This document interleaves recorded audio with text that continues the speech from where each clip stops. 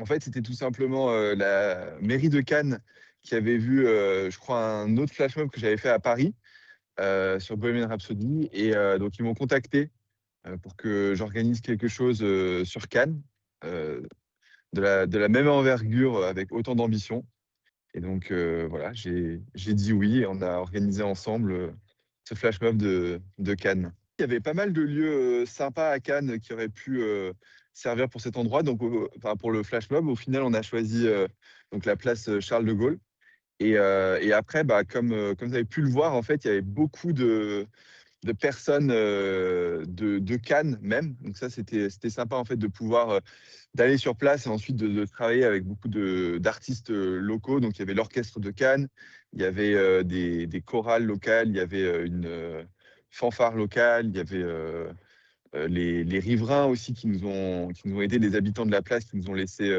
l'accès à leurs fenêtres.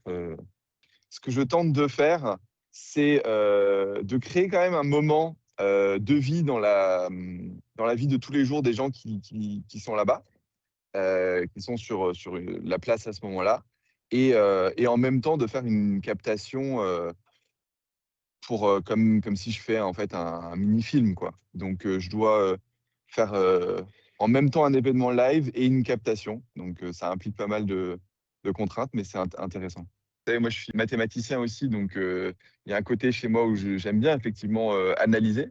Donc, j'essaie d'appliquer en fait, une part, d'analyse assez précise, aux choses. On est obligé, hein, quand on s'investit autant dans la création, d'un contenu comme ça, de savoir un peu ce qu'on fait.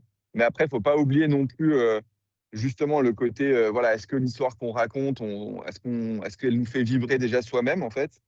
Et est-ce que les images nous font vibrer? Et je pense que si on a cette sensation-là, on se dit que ça pourra se transposer aux gens qui vont le regarder.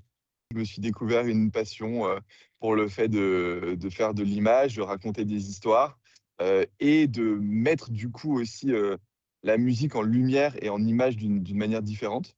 Donc c'est assez, différent que d'être, juste pianiste. Donc c'est très complet et et honnêtement, c'est passionnant en fait de réussir de trouver aussi en fait dans une musique, dans une chanson, là en l'occurrence c'était, Viva la vida.